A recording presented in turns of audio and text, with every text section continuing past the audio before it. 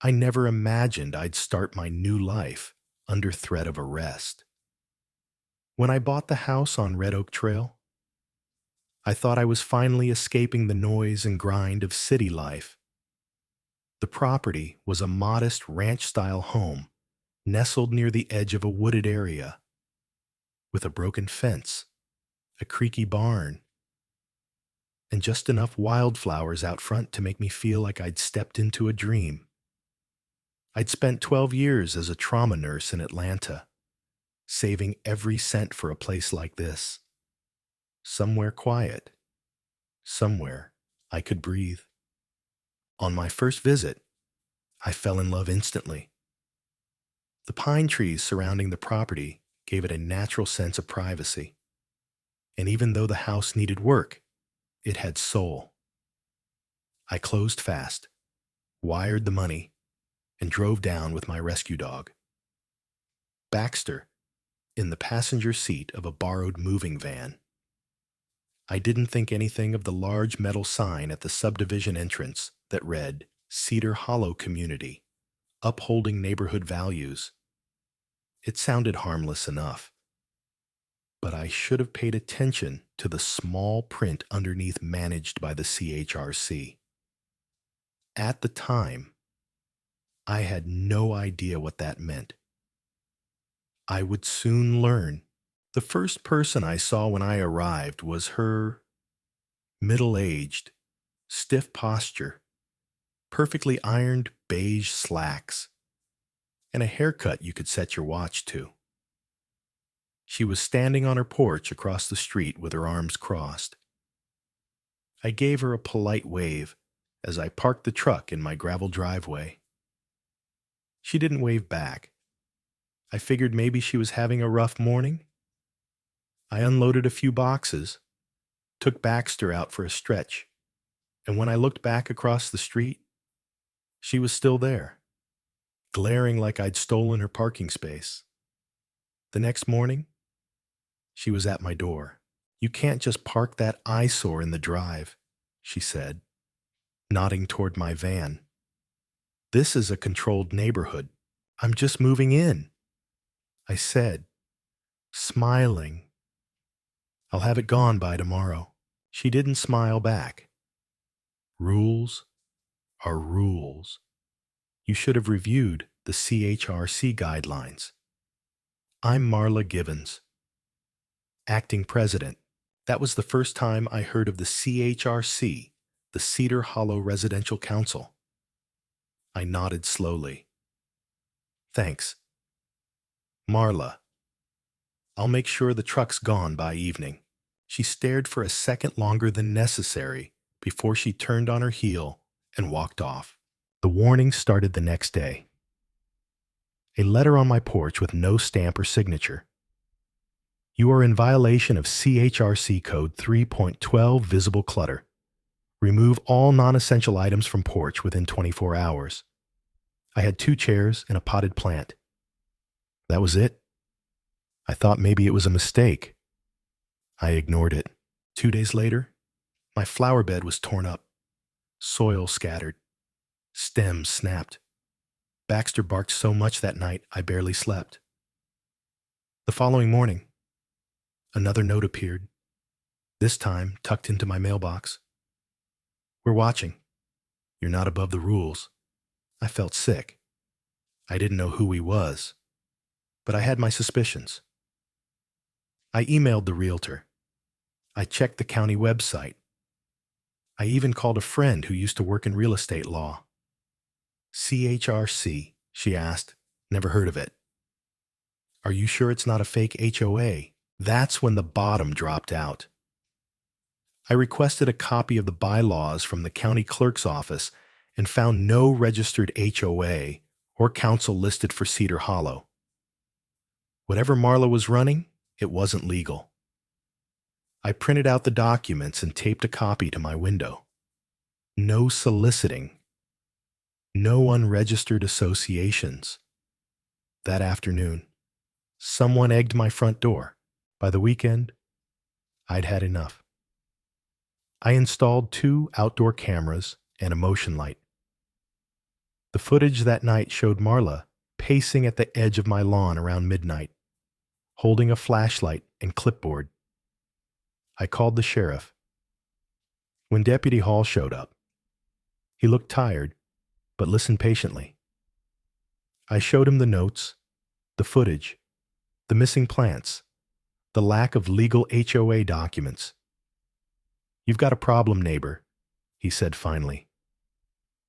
"Not a whole lot of teeth behind her threats if it's not a legal HOA. But if anything escalates, call us." I thought that would be the end of it. I was wrong. The following Wednesday, as I was unloading a shelf from my truck, I heard sirens.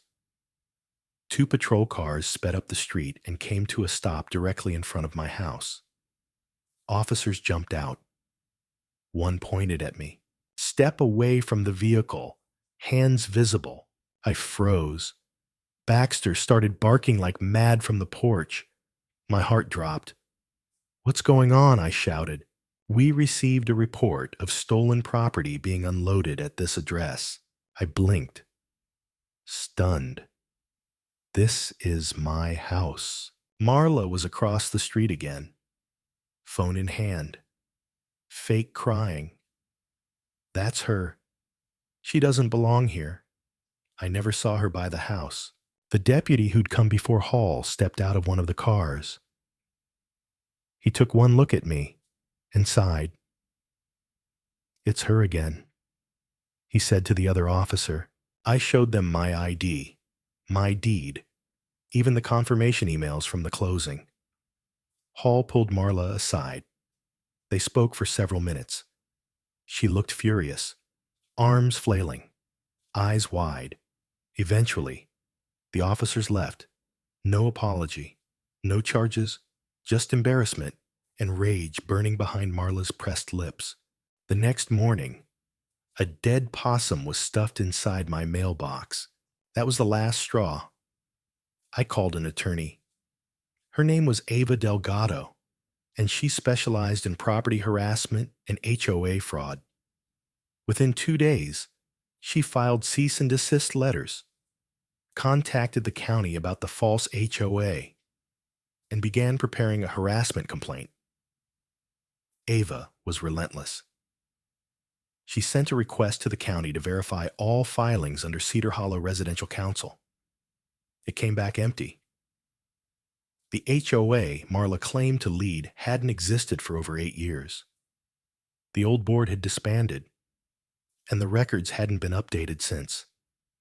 When Ava dug deeper, she found something better, an old civil case. Marla had once sued a neighbor for damaging the aesthetic of the neighborhood by installing solar panels. She'd lost. Badly. Judge called her a self-appointed enforcer of rules she had no authority to impose. I had everything I needed. That weekend, Ava and I attended the neighborhood's quarterly community meeting, which Marla had tried to relocate to her own backyard. Ava walked in with a folder of documents and a calm, razor-sharp voice.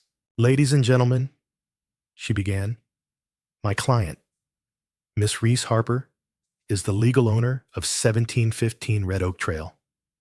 She is not in violation of any county code, and the CHRC has not been recognized as a governing body since 2015. Any fines, notices, or threats issued in its name are fraudulent."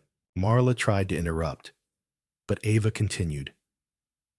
"Furthermore, we have video and physical evidence of trespassing, vandalism, and false emergency reports, all traced back to a single household." She turned to Marla. "You can either cease these actions immediately or face a formal civil suit and potential criminal charges." The silence that followed was glorious. For the first time, Marla didn't have a smirk. She had a twitch. Her eyes darted across the crowd, looking for support that wasn't there. Neighbors muttered. A few people I hadn't even spoken to nodded quietly at me. 2 days later, Marla's house went dark. A for sale by owner sign appeared by the curb. A moving truck arrived that Friday. I never saw her again. The quiet that followed was different than before. Not just the sound of wind through pine or the creak of the porch swing, but something deeper. Peace. Real peace.